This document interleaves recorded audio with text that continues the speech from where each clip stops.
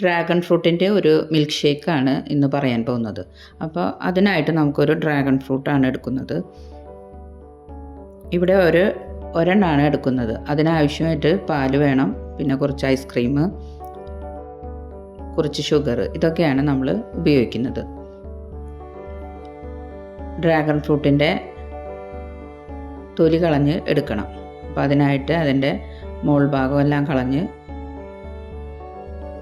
ഉൾഭാഗമാണ് നമ്മൾ ഷേക്കിനായിട്ട് എടുക്കുന്നത്. അപ്പോൾ അതിന് വേണ്ടിയിട്ടാണ് ചെത്തിയെടുക്കുന്നത്.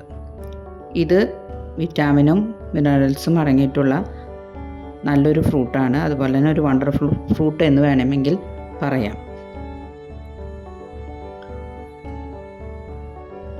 ഇതിൻ്റെ അകത്തെ കുരുക്കൾ കാണുമ്പോൾ നമുക്ക് എള്ള് ഇരിക്കുന്നത് പോലെ തോന്നും.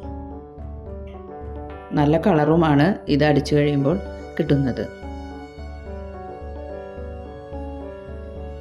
ഈ ഡ്രാഗൺ ഫ്രൂട്ടിന് പകരം നമുക്ക് വേറെ ഫ്രൂട്ടും ഇതുപോലെ മിൽക്ക് ഷേക്ക് ഉണ്ടാക്കാവുന്നതാണ്.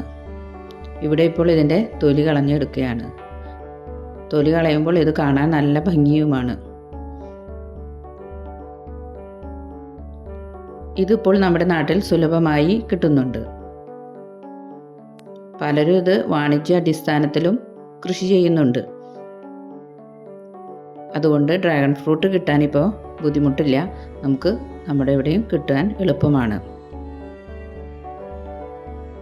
കഴിക്കാത്തവർ ഒരു പ്രാവശ്യമെങ്കിലും ഇതുപോലെ ഉണ്ടാക്കി കഴിക്കുന്നത് നല്ലതാണ്. വെറുതെ കഴിക്കാനും നല്ലതാണ്. ഷുഗറൊക്കെ ഉള്ളവർക്ക് വെറുതെ കഴിക്കാൻ നല്ല ഫ്രൂട്ടാണ്. അധികം മധുരവുമില്ല. കുട്ടികൾക്കൊക്കെ മധുരം വേണമെങ്കിൽ നമ്മൾക്ക് ഇതുപോലെ ഉണ്ടാക്കി അതിൽ കുറച്ച് ഐസ്ക്രീം ഇട്ട് അടിച്ചു കൊടുത്താൽ നല്ലതായിരിക്കും. അപ്പോൾ ഇതുപോലെ ചെറിയ ചെറിയ കഷ്ണങ്ങളാക്കി നമ്മൾ മിക്സിയുടെ ബൗളിലേക്ക് ഇട്ട് കൊടുക്കുകയാണ് ചെയ്യുന്നത്. അത് കഴിയുമ്പോൾ ഇതിലേക്ക് 2 ടീസ്പൂൺ ഷുഗർ ഇട്ട് കൊടുക്കുക. അതുപോലെ തന്നെ പാല്, ഐസ്ക്രീം. പാല്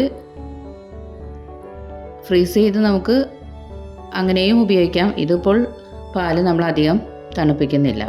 കുട്ടികൾക്കൊക്കെ അധികം തണുപ്പിക്കാണ്ട് കൊടുക്കുന്നതായിരിക്കും നല്ലത്. അപ്പോൾ ഇതുപോലെ ഒഴിച്ച് നമുക്ക് കുറച്ച് ഐസ്ക്രീമും ഇട്ട് നന്നായി മിക്സ് ചെയ്ത് അടിച്ചെടുക്കണം. കുറേ നേരം ഇട്ട് അടിക്കരുത്, കുറച്ച് നേരം അടിച്ചാൽ മതിയാകും. അപ്പോൾ ദേ നമ്മുടെ ഷേക്ക് റെഡി ആയിട്ടുണ്ട്.